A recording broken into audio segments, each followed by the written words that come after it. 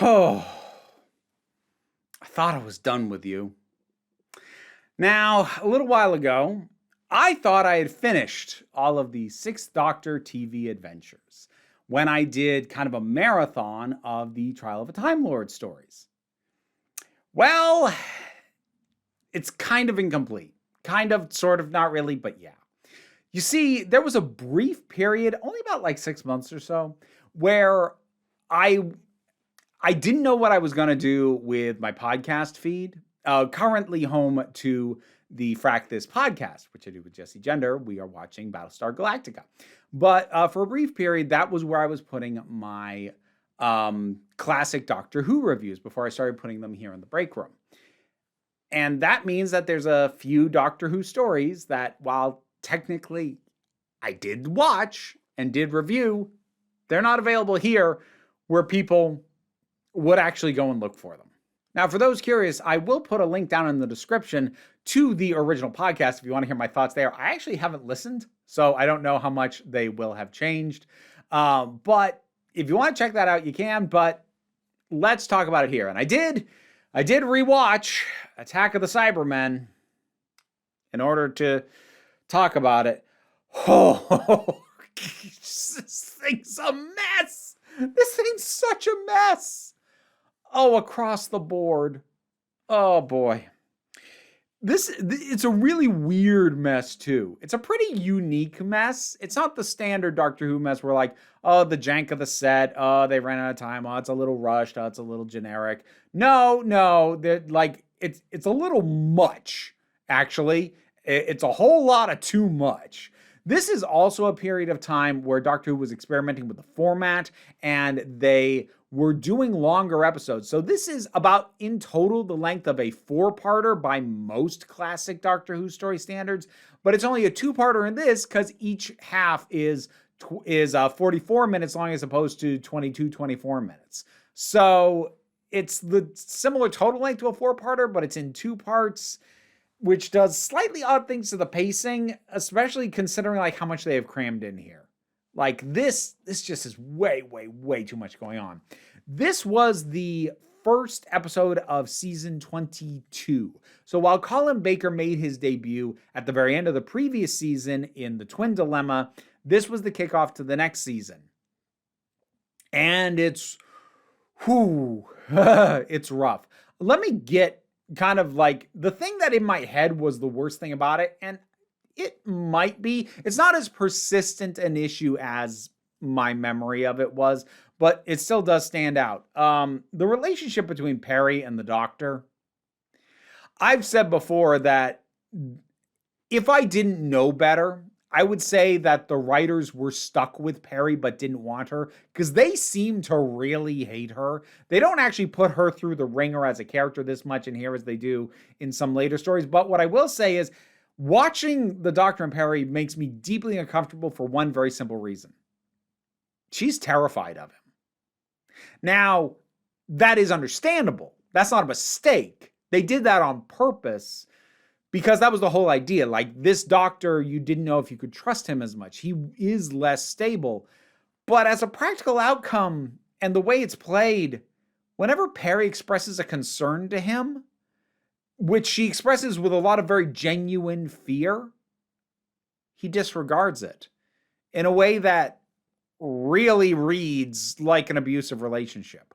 And it's right at the start of this thing, too, because she's concerned that, like, he's just doing too much. He just regenerated, like, you're pushing yourself too hard, and he just brushes it off. And there's this tremor in her voice whenever she has to confront him, whenever she feels like she has to say something that she's afraid he doesn't want to hear. She sounds like she's afraid she's about to get hit, which again is incredibly reasonable considering that the first thing this Doctor did after his regeneration was strangle her. But it makes for really uncomfortable watching. I want her to get away from him. She's clearly scared of him, and he doesn't notice or care. He makes these reassurances, oh, don't worry, everything's fine, I promise. And it's so hollow. Like, it's real uncomfortable, these two together. And that's a big problem. because for me at least, the doctor companion dynamic is kind of important. It's the key lock-in that I generally have for appreciating the doctor as a person. And oh boy, don't worry, they did Sixth Doctor very well in Big Finish later on down the road. But sheesh, okay, ha. Beyond that, this has a shocking amount of continuity in it, like a weird amount of continuity, most of which doesn't matter. First of all, we have a returning character in this, Lytton, who was a human helping out the Daleks in the Fifth Doctor story, Resurrection of the Daleks. And he kind of gets away at the end of that, and he shows up again in this, appearing initially to want to link up with the Cybermen and help them. And the way he gets to them is by pretending to pull a bank job. This does give us Brian Glover. He's a bald guy. He's a character actor. I just like him. Most people will probably know him from either Alien 3, he's the warden, or American Werewolf in London. He's the one who runs the pub who tells them to stay off the moors. He's that guy. I smile when I see him. I just like him, and I like him here just because he's a presence I enjoy. But Lytton is trying to like link up with the Cybermen, who are trying to get back to Telos, which is the planet from Tomb of the Cybermen. And on Telos is the cyber controller from that story, that's such a weird continuity connection. They even went so far as to get the same actor to play the cyber controller. I don't know why they did that, for a couple reasons. First is, the cyber controller that we see here matches the redesign that the Cybermen have gone through. So it doesn't look like the same guy. You never would have identified him anyway, because he's just in this fully face-obscuring helmet. But more to the point, Tomb of the Cybermen, they were still doing like the trapdoor opens and it's just this incredibly electronic voice. There's like, you can't really pick out any distinctions of a performance at all, which was fine. Here, in this age, they have the cyber controller delivering the lines. There's a little bit of electronic effect on it, but he's just speaking the lines, and I can barely understand the guy. I don't know if there's an issue where like he's just too muffled by the mask and he didn't know how to project through it or what it is. But thank goodness I had the subtitles on for this. Actually, you know what? Almost all the Cybermen sound like garbage. The cyber leader, who is different from the cyber controller, the cyber leader sounds fine. He sounds good even. Actually, I don't know if it's strictly speaking the same character, because I think the cyber leader has a tendency to die and they just assign a new one. But the voice of the cyber leader has been a recurrent thing in this era, in this range of Doctor Who. And the guy who does the cyber leader is great, but the cyber controller sounds like trash. There's like this primary, secondary Cyberman who is like answering to the leader, who sounds awful. And like, oh God, also when they do their death wails, it's just, oh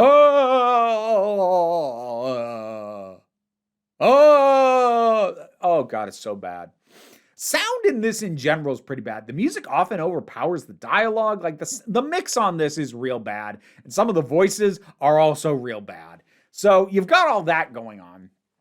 Plot-wise, the Cybermen are trying to get back to Telos to get the cyber controller and have control of time, except we throw another complete wrench into this with the apparent original inhabitants of Telos, the Cryons, which we've never heard of before. And speaking of weird performances and vocal choices, okay, first of all, they're trying to make them look ice-ish. And so they have kind of these masks with this very sort of crystalline ice kind of look, and that's fine. And they have these crystal formations on the face, which look like mustaches, which wouldn't throw me off so much, except they're all played by women, and they're all played weirdly sexily.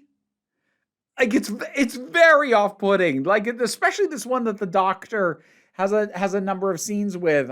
Like the first time she sees the Doctor, like, oh, I didn't know that I'd be seeing anyone ever again in this room with me. I'm like, what is going on? And they all deliver their lines like that. And they all have this very come hither sort of body movement. It's real weird. It is strangely horny and not in a fun way. Like, so, and I don't even get why they're there. I actually don't get why a bunch of this is here. Like, I guess I kind of get Litton in that I suppose technically he's a dangling plot thread, but so there's a lot here that seems pointless. Litton trying to, okay, let's say there's a reason for Litton to be here. Litton trying to get to the Cybermen. There's also a twist later, which I don't fully buy, but I'll get to that. Litton trying to link up with the Cybermen. Okay, fine. Litton has a reason to be here. Cybermen have a reason to be here. The Doctor does. He's going to foil them. Cool. They're trying to get back to Telos. Okay, fine. That's a reason to have Cybermen on Telos. Don't know why you needed to bring back the cyber controller specifically, especially when you're going to redesign him that much. But whatever. There is a reason for them to be there. There's a bunch of other characters who really have no point and who all die. And it lends the whole thing this weirdly mean, nihilistic energy. First of all, there is the crew that thought Litton was pulling a bank job. That I meant Brian Glover being one of them. So mixed in with them was an undercover police officer who apparently died at the end of the first part. I had to go back and check that because a Cyberman hits him in the back of the head, which I would have taken for a knockout, but he never shows up again the whole story. So I think he's supposed to be dead. And there really was no point to there being an undercover police officer in with this group, except actually there's no point to this group either. They're all just going to end up dying, and in ways that don't impact the story. And there's these partially converted human slaves on Telos, and there's these two that we follow for so much time where they're trying to sneak into cyber control to get themselves free, but ultimately they don't matter either because they just end up dying and none of their stuff impacts the plot either. There's whole swaths of by the end of this, most characters are dead. Actually, this might even be an everybody dies story. Maybe some of the Cryons live. At least one of them dies.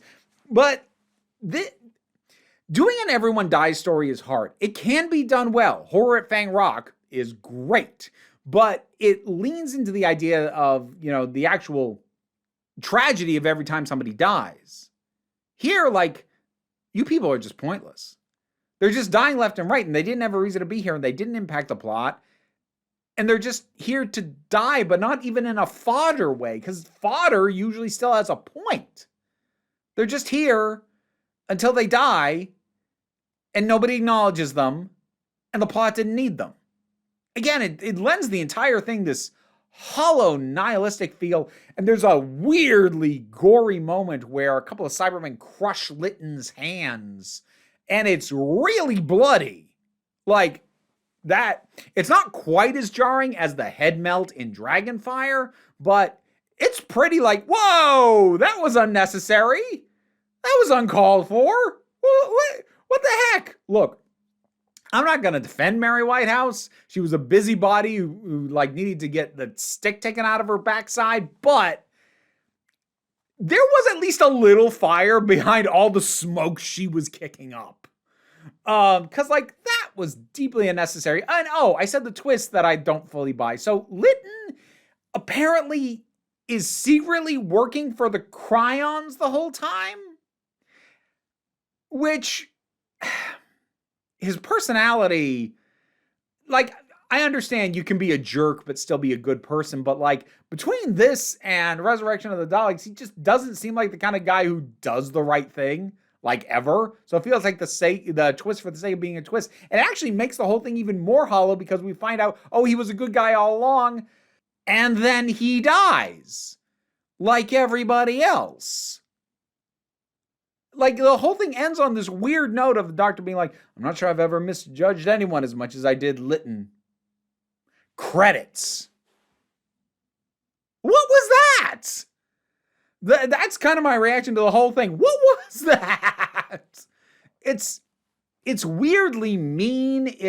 So much of its plotting feels pointless. Why are you bothering with the weird POV? Oh, hide the monster when it's called Attack of the Cybermen. We know what the monster is. Why are you acting the reveal of the Cybermen like it's a big deal when it's in the freaking title? Aside from the fact that the effect they used with the POV really looked bad. This one's rough. And yeah, all of the Sixth Doctor's run is pretty rough. There's a few that almost or mostly work, but jeez. Boy, oh boy. Attack of the Cybermen. You seen it? What'd you think about it? Whatever your thoughts are, drop something down in the comments. Let's talk about it. Patreon pays the bills, enables me to do this as my living. Even if you can't help me out that way, like, share, subscribe. They all help me out. You know the YouTube things. Don't worry too much about it, though. We take a relaxed attitude around here, so you can come on back next time you need a break.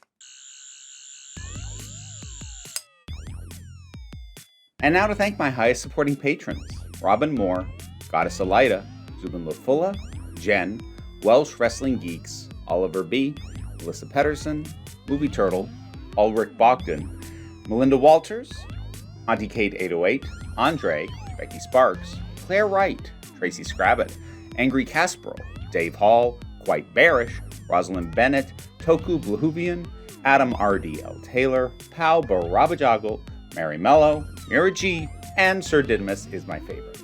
If you want to help me ensure that I can keep these guys fed, as well as the other animals and strange creatures that sometimes occupy my house, check out the rewards on the Patreon. Yeah, hello to you too. Bless you.